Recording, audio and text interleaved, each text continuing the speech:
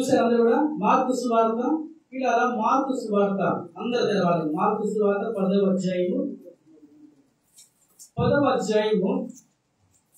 వచనం చదువుకున్నాను. ఎవరైనా చదువు వచ్చిన వారు ఒక్కరు మాత్రమే బిగ్గరగా చదవండి. ఒక్కరు మాత్రమే బిగ్గరగా చదవండి. నేను చెప్పినట్టు ఫస్ట్ చదివడం అయిపోయిన తర్వాత పేపర్ మీద పేరు, మీ ఫోన్ నెంబరు,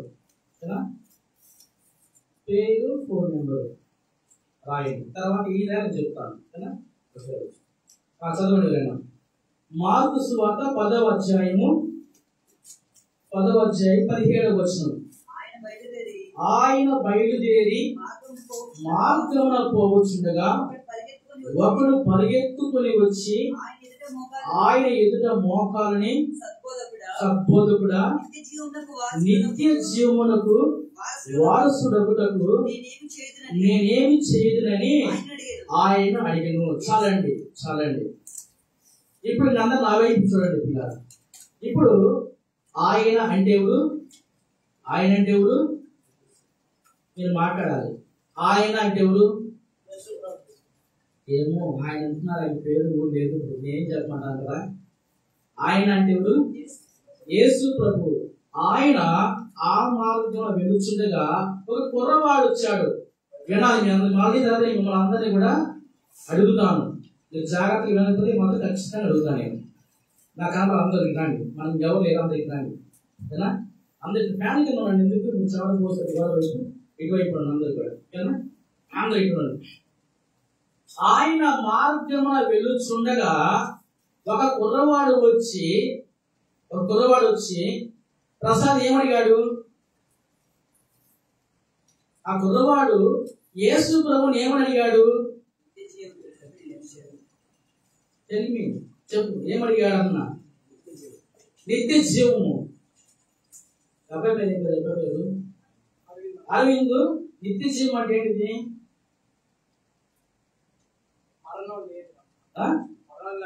మరణం లేనిది నిత్య జీవం. ఓకేనా? ఎస్. ఓకేనా?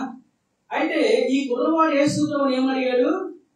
నిత్య జీవమునకు నేను వారసుడిగా ఉండాలి అని అడిగాడు. అర్థమవుతుందా? వెరీ గుడ్, బాగా అడిగాడు, మంచిగా అడిగాడు. అయితే యేసయ్య ఏం చెప్పాడు? కింద మనకు తెలిసి మాట, మీరు చదువుకుని నేను చదువుతాను. యేసు ప్రభు ఏం చెప్పాడు అంటే, అయ్యా నరహత్య చేయకూడదు, దొంగలించకూడదు, వ్యభిచరించకూడదు, నీ పొరుగు వాళ్ళని ఏది ఆశించకూడదు అని అన్నాడు. ఈ కుర్రాడు ఇది నేను చిన్నప్పుడు నుంచే, ఎప్పుడు వచ్చి చిన్నపిల్లగాడు కాడి నుంచి ఇప్పుడు దాకా ఈ పెద్ద అయిన దాకా కూడా నేను ఇవన్నీ చేయలేదయ్యా అన్నాడు. ఓకేనా? ఎంత షార్ట్ కట్ వెళ్ళిపోతున్నాను. ఓకేనా? ఇవన్నీ చేయట్లేదు అన్నాడు. Very good. అటైతే మంచిదే. నువ్వు కోరుకునేదేమో పరలోక రాజ్యం, నిత్య జీవం. అంతేనా? నిత్య జీవం అంటే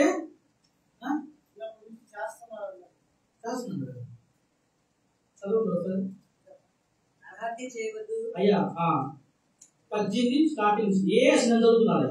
యేసు నన్ను సత్పురుషుని ఎలా చెప్పుచున్నావు? దేవుడు అక్కడే కానీ మరి ఎవడునూ సత్పురుషుడు కాడు.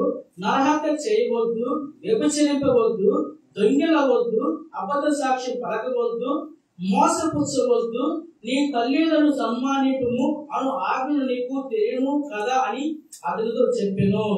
అందుకు అతడు, బోధకుడా, బాల్యము నుండి ఇవన్నీ అనుసరించుకునే ఉంటినని చెప్పెను.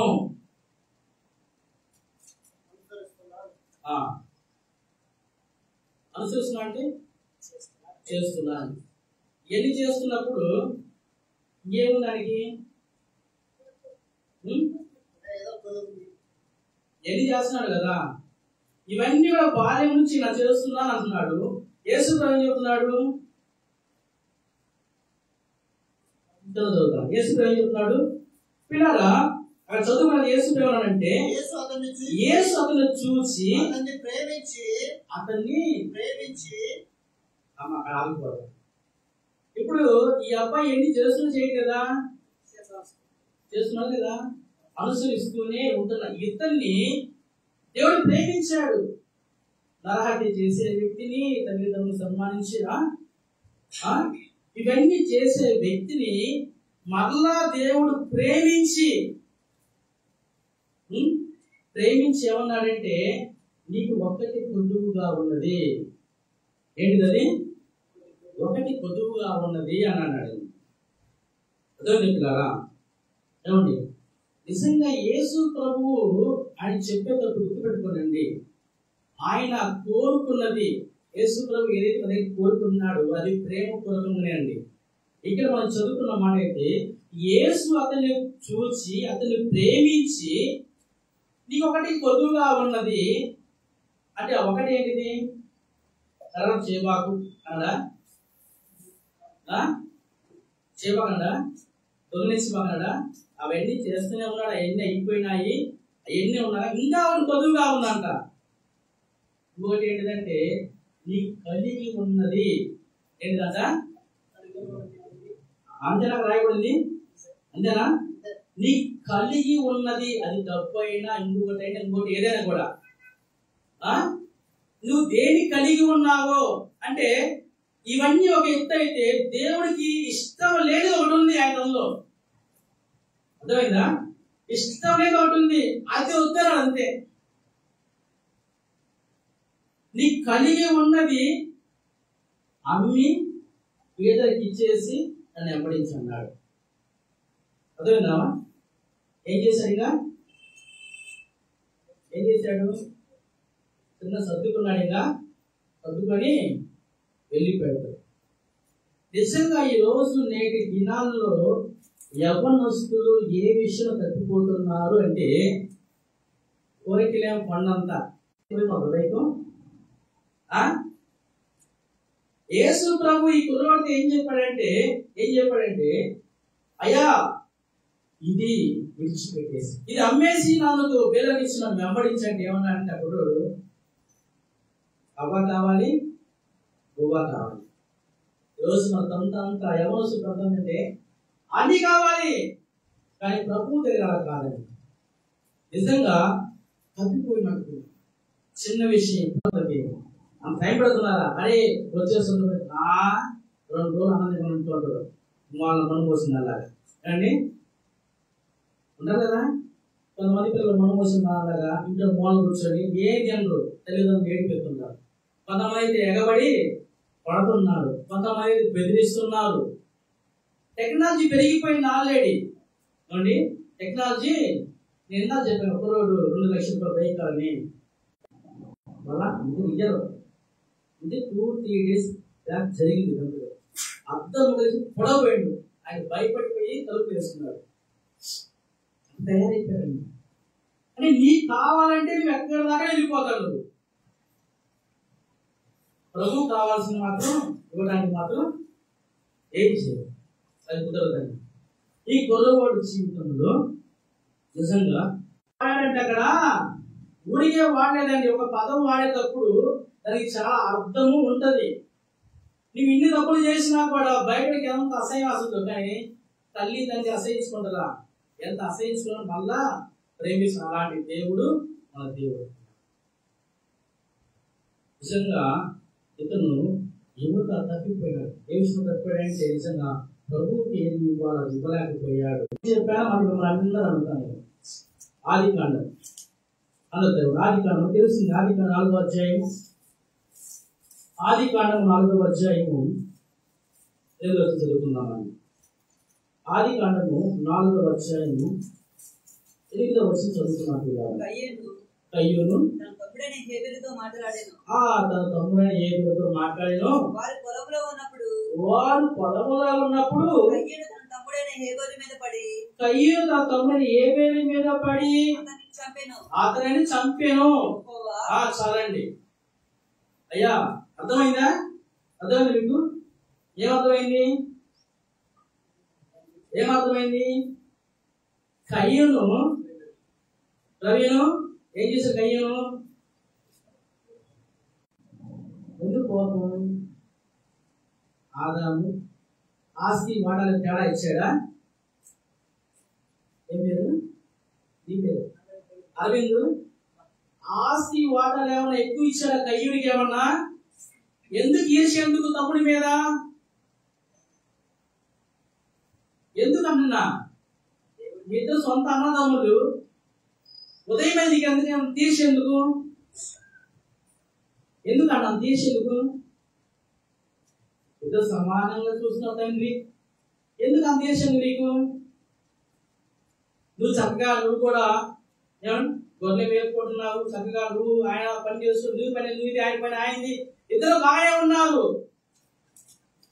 ఇద్దరు మందిరానికి వస్తూనే ఉన్నారు, ఇద్దరు వస్తూనే ఉన్నారు. నువ్వు కూర్చొని పాటలు పాడుతున్నా, ఈయన కూర్చొని పాటలు పాడుతూనే ఉన్నాడు. నువ్వు డబ్బులు ఇస్తే సందారేస్తావు, ఈయన డబ్బులు ఇస్తే సందారేస్తూనే ఉన్నాడు.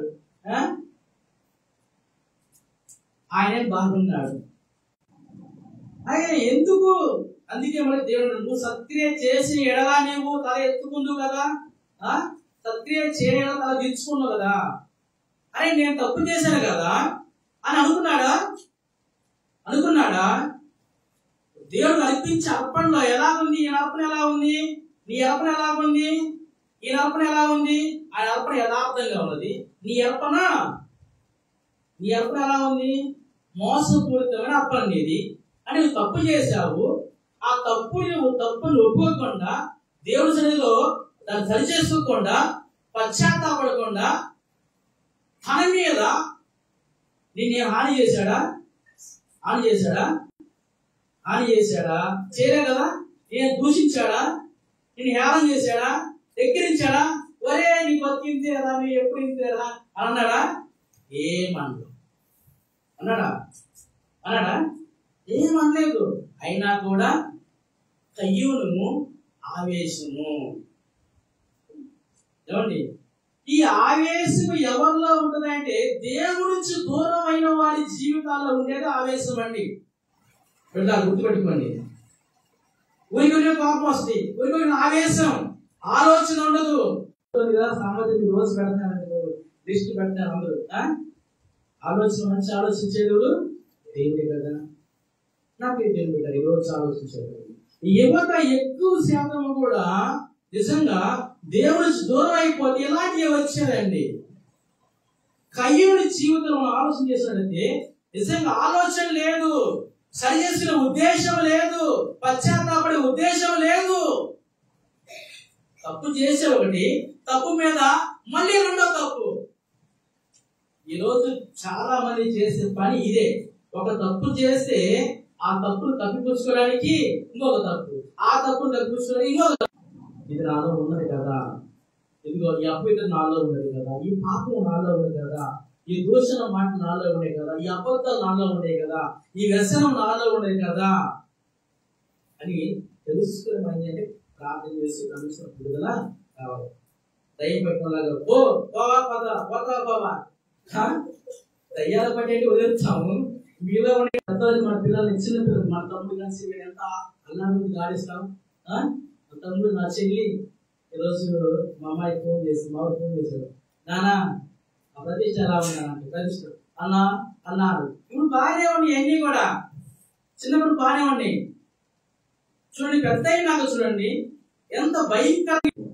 కయ్యూను ఆవేశంగా దేవుని దూరం అయిపోయి ఏం చేశాడంటే హత్య చేశాడు. బైబుల్లో మొట్టమొదటి నరహంతకుడు ఎవరయ్యంటే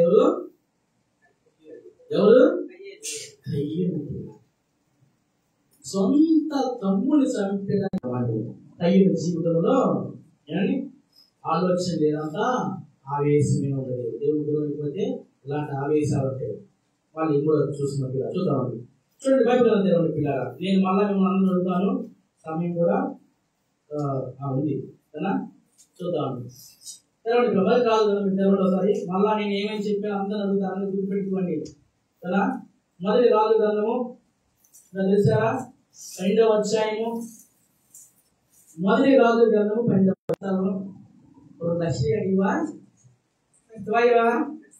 ఉదయం బాగా ఉంటుంది. రెండేంటన్నా 4 ఇస్తాను, నేను డబ్బులు ఇస్తానన్నా ఇప్పి అంటారు అంతేనా? ఈ లోకంలో ఏది కావాలన్నా కానీ మనం ఇస్తాం. దేవుడి దగ్గర నువ్వు కొడుకులు ఇవ్వాలిగా. దేవుడికి ఒకటి ఇవ్వాలంటే ఏం చేయాలి? నువ్వు ఆయన అడిగి కూడా ఇస్తే సెలవిగా జనం వెళ్ళిపోయింది.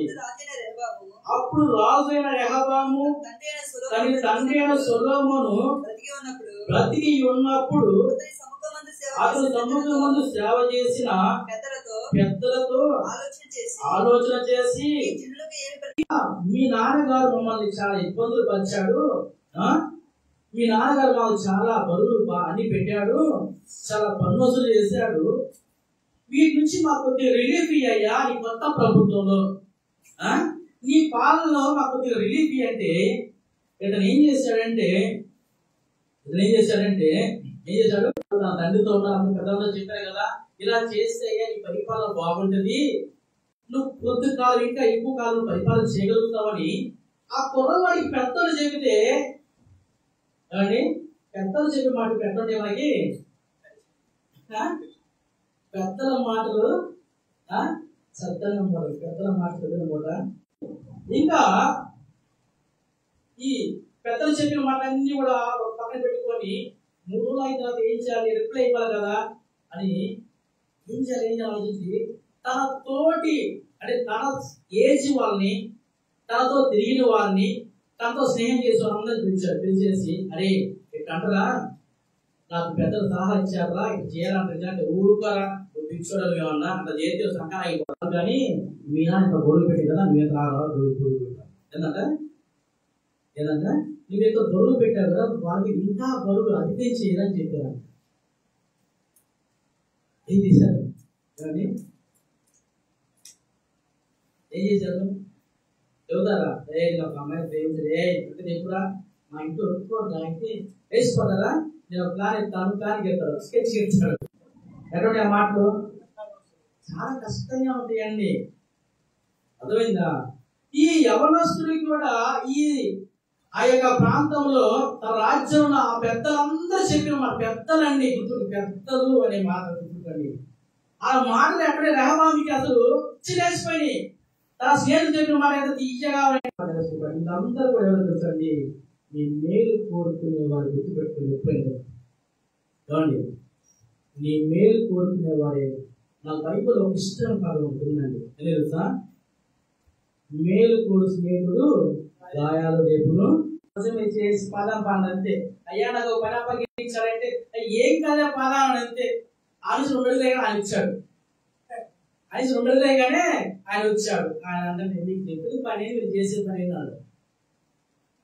ఏమో అంటే హోదా కాదు, ఇప్పుడు మనం చెప్పే స్టేజ్ లో ఉండి ఆయన అంటే అంత బాధ మనసుకి అయినా కానీ అంతే కదా. అలాగా నేను ఆ పొజిషన్ లో ఉండి మంచి మంచి పర్సన్ నువ్వు రిసీవ్ చేసుకో, నాకు గుర్తు చేసి కూర్చోబడే నాకు అభివృద్ధి పని నేను చూడటం లేదు, చేతి మీరు చేసుకుని లేదు పోయి టీ తాగడం పోయాడు. ఇంకా రాళ్ళు అనుకోలేదు, ఈ ఆయన చేశాడు. వస్తే ఏమైంది, శక్తికి అన్నీ కూడా దానికి బాధపడ్డావా? మంచిగా ఏం చేశాడు? పెద్దల ఆలోచన తీసుకున్నాడు, బాగానే ఉంది. ఆ 10వ వచనం చదువుకున్నాడు సార్, 10వ వచనం ఒకసారి. అప్పుడు అతనితో కూడా ఎదిగిన ఆ యవనస్తుడు ఆ ఆలోచన చెప్పిది, నీ తండ్రి మా కాలిని బరువైంది గాను చేసిన గాని నీవు దాన్ని మాట్లాడతారు కదా, అంతే కదా. అదే సేవకుల మాటలు కానీ ఎవరి మాట ఎలా ఉంటాయి? నా జీవితం నిజంగా రియల్ ఉదయం చెప్తుంది 100%. ఎందుకంటే మన ఆలోచనలకి, సేవకుల ఆలోచనలకి ఉద్యమం మాత్రమే రావుద్దా. మన సంకల్పం ఎలాంటిది? దృఢమైనది, దీనికి ఆశ్చర్యమైన స్నేహితులు కూడా గట్టిగా బలంగా మేము ఉన్నారని అంటారు అంతే అని చెప్పేసి ఇసులో పెట్టుకున్నా గడ్డ కట్టలేదు పోయాను. ఎలా పడ్డాడు? ఎంతసేపు ఉంటుంది గడ్డ అయ్యా? ఇసులో గడ్డ ఎంతసేపు బయట పెడితే కావాలి. అదే వాడు తింగోడు అయితే స్నేహితుడు ఫోన్ నీకెందుకు, నీకు ఎట్లా కావాలి 10 తాసు మంచిది కొను, దించుతారు కదా, దిగి నాకు తెలుస్తుంది. అప్పుడు తోటి ఎంతో లాగేవాడు, మీతో పాటు ఏడ్చేవాడు. నీకని నువ్వే చూసుకోవాలి, నీ ఖర్చు తీసుకుని నువ్వే చూసుకుంటున్నా, నువ్వే ఏడవాలి. అర్థమైందా? రేఖపాము అది అందుకని చూద్దాం. ఒక మాట చదువుకొని చూద్దాం. అదే 12వ అధ్యాయము 20వ వచనం చదువుకుందామండి. 20వ వచనం చదువుకుందాం. చదవండి. మరియు యెరోబాము తిరిగి వచ్చినని వెంబడించిన వారెవరును లేక. ఇప్పుడు అయ్యగారి పక్షాన ఎవరున్నారు? ఎవరు వచ్చారు? రెహబాము పక్షాన ఎవరున్నారు? వాళ్ళ గోత్రం చెందిన వాళ్ళే. ఇంకెవరు ఉన్న జనాంగం అంతా లేదు, అందరూ పక్కెళ్ళిపోయి వేరే అతన్ని నువ్వు మా రాజు అయ్యా, నువ్వే మా రాజు అని తలో ఉన్న యెరొబామును ఎన్నుకున్నాడు. ఈయన మాత్రం ఈ చేతుల స్నేహితులు ఈయన కులస్తులు మాత్రం ఉన్నారు. అర్థమైందా? వాక్యము నిజంగా దేవుని వాక్యం నుంచి దూరం అయిపోతే అన్ని దూరం అయిపోతాయి.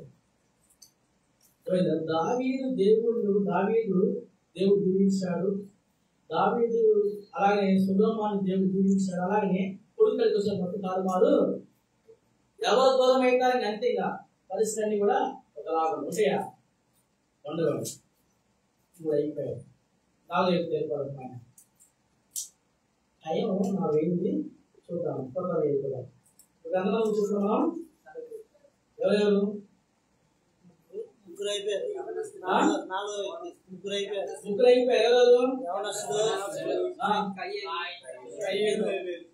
కయ్యూను ఏం చేశాడు? ఎందుకు చెప్పాడు?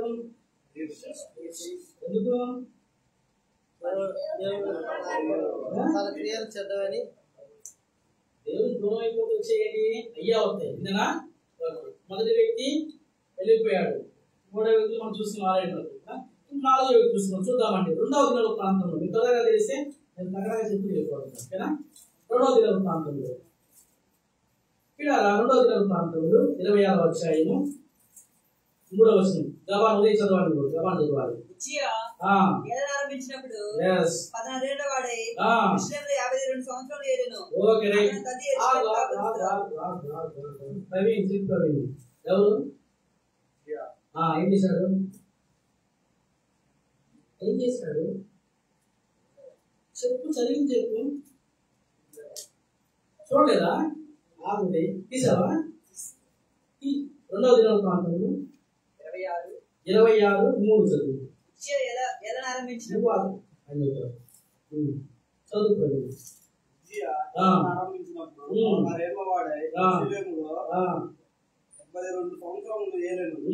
ఏం చేశాడు చెప్పు. ఎన్ని సంవత్సరాలకి? 10 సంవత్సరాలకి. అవునా? దేవి ఎన్ని సంవత్సరాలకి? ఎవరు?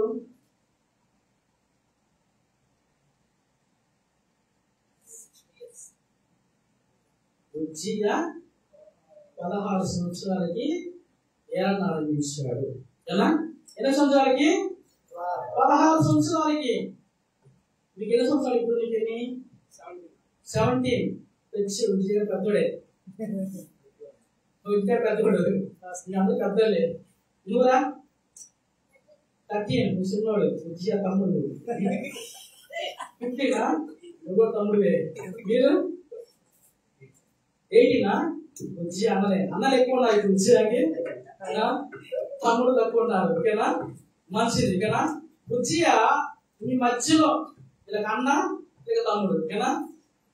ఇలా తమ్ముడు ఇలా అన్న. ఓకేనా? 16 ఏళ్ళప్పుడు ఏం చేశాడు? రాజ్యాన్ని పరిపాలించాడు. మంచి అప్పన దశ. అసలు బాగుంది. ఉజ్జియా చాలా నమ్మకంగా దేవుడు ఉన్నాడు. ఎంత బాగున్నాడంటే దేవుడు సహాయము ఎలా తెలుసా? చదువుతాం ఒకసారి చూడండి. అక్కడ టైం 8వ వచ్చి చదువుతామండి. 8వ వచ్చి చదువు ఒకసారి. 8వ వచ్చిన దేవుడు అతనికి సహాయము చేసెను.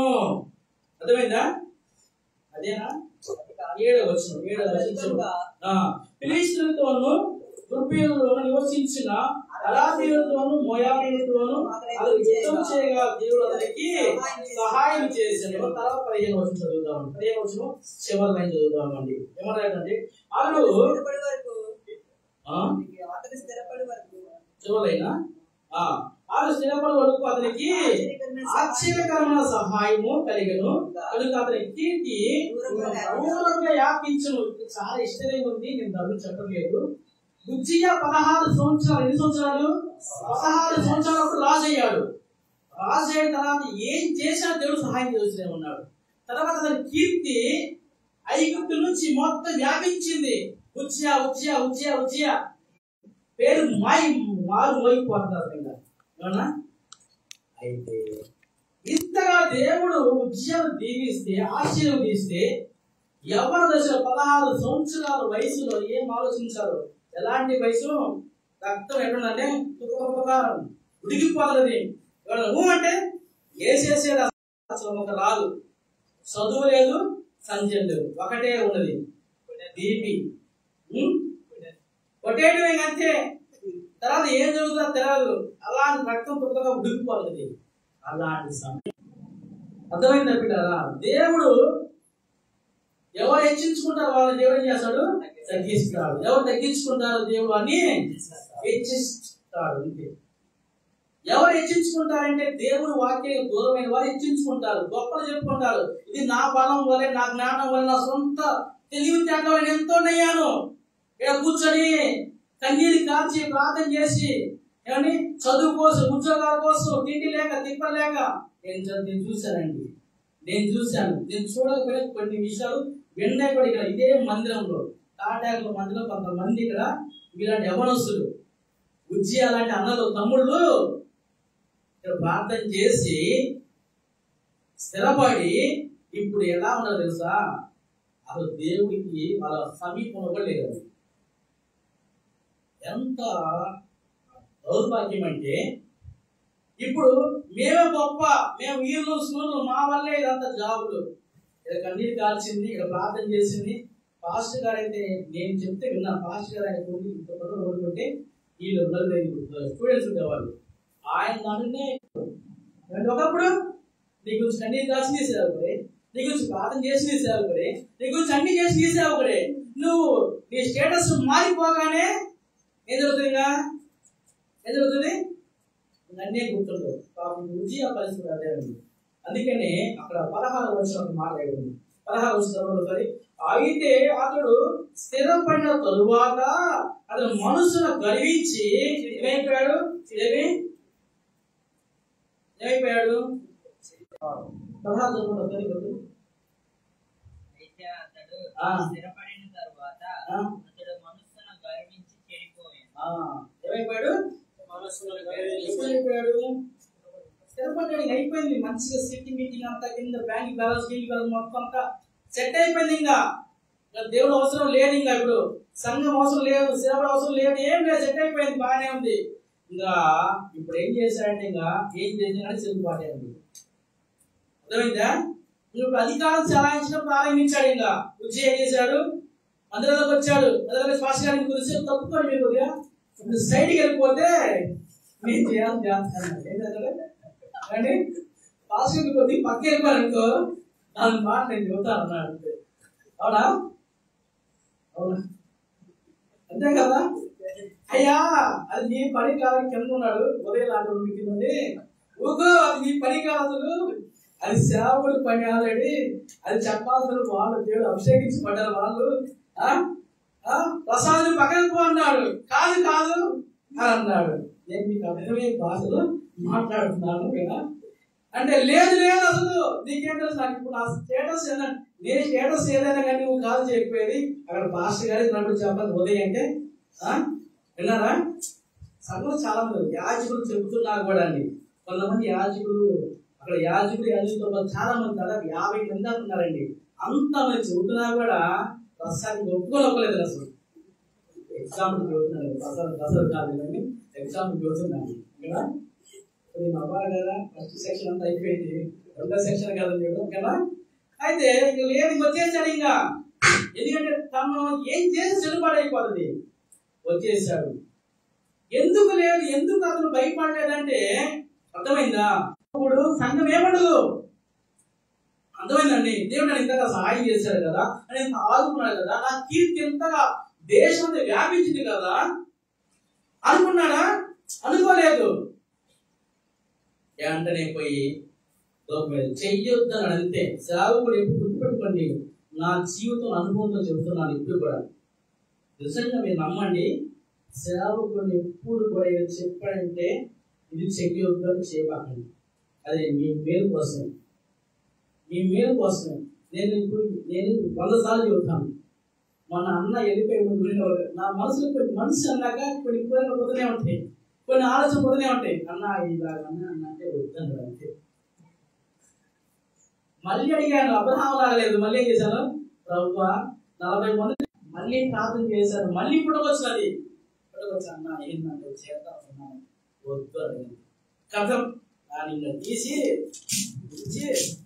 తీసేది పనికిరాదు ఇంకా, ఇది పనికిరాదు ఇంకా. దాన్ని భూస్థాపన చేస్తే తప్పగా, లేకపోతే పై నరికేసాము ఏం చేస్తుంది, పై నరికితే ఏం చేస్తుంది, మొత్తుని చెట్టుని మళ్ళీ నరికారు ఇగులు ఆదరదు. అందుకే దాన్ని ఏదో సార్ పీక్ పక్షి పడేది. ఇది అవసరం లేదంట. ఆ మేలు కొడుకున్న వ్యక్తి సేవకుడు. నా గురించి మొత్తం తెలుసు పాస్టర్, నా గురించి మొత్తం తెలుసు, అన్ని తెలుసు. తమ్ముడు అది వద్దు, తమ్ముడు వద్దు అన్నాడు.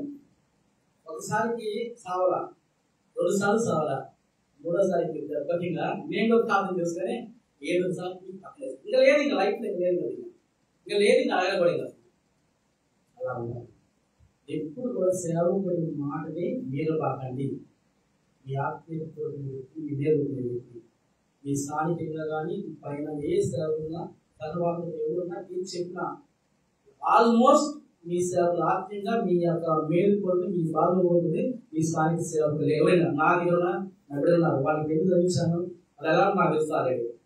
అందుకని వాళ్ళ యొక్క క్షమ వాళ్ళకి తెలుసు.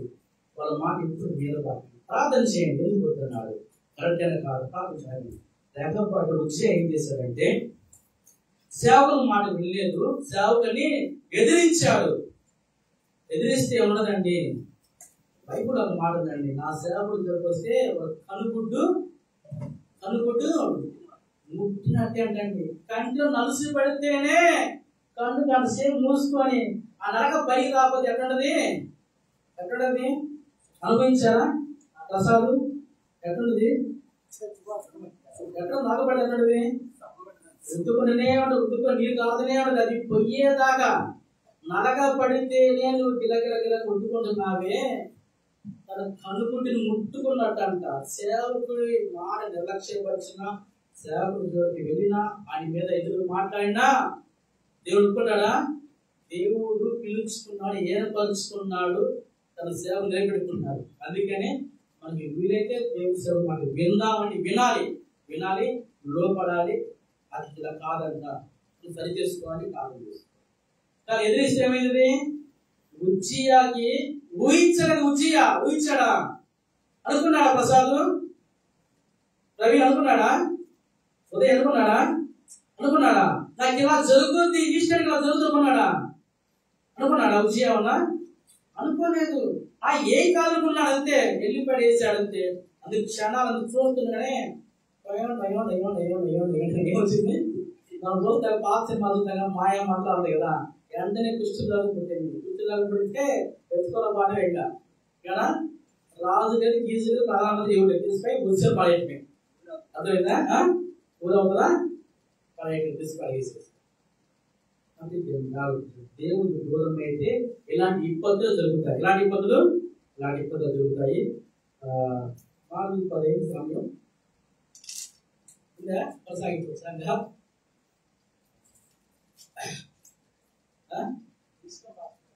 ఓకే, సరే. ఇప్పుడు ఎంతమంది చదువుతున్నాం? మనం ఎంతమంది చూస్తున్నాము? నలుగురా? చెప్పండి, మరి చెప్తున్నారు. Very good. ఏం చేశాడు?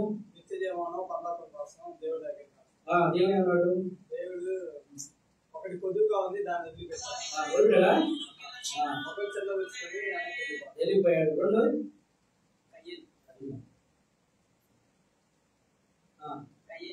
కయ్యూను ఏం చేశాడు? ఓకే, చెప్పాలి. ఎందుకు బలి?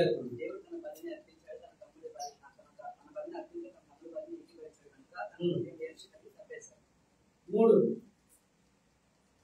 నేను చెప్పాను, అయిపోయింది ఇంకా ఉండేది కానీ చెప్పాను. 4 పేజీలు అయిపోయింది, 2 పేజీలు అయిపోయింది, 2 పేజీలు ఉన్నాయి. అది సమయం చూద్దాం. ఎవరు పేరు చెప్పలేదు. రెహబాము. ఏం చేశాడు రెహబాము? పెద్దల మాట స్నేహితుల మాటనే పెద్దల మాట కట్టెలో పెట్టి స్నేహితుల మాట ఇంకేమైంది?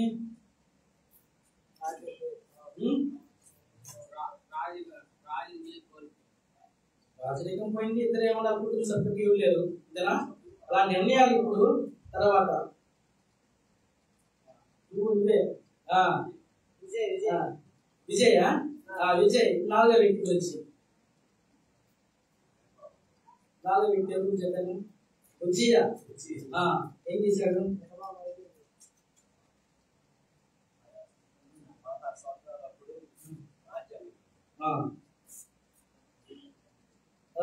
దేవుడు రాజ్యం వెళ్ళాడు, బాగానే దేవుడు సహాయం పొందుకున్నాడు, దేవుడు సేవలు మాట వెళ్ళలేదు.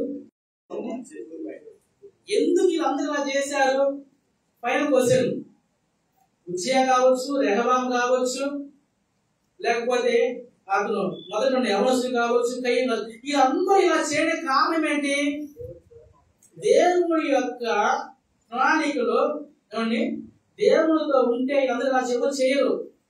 వాక్యానికి అందరూ దూరం అయిపోయారు కాబట్టి ఇలాంటి ఆలోచనలు వచ్చాయన్ని గుర్తుపెట్టుకోండి. అందుకే ఇంత నష్టపోయారు అందరూ కూడా. ఎలాంటి నష్టం? భయంకరమైన నష్టం.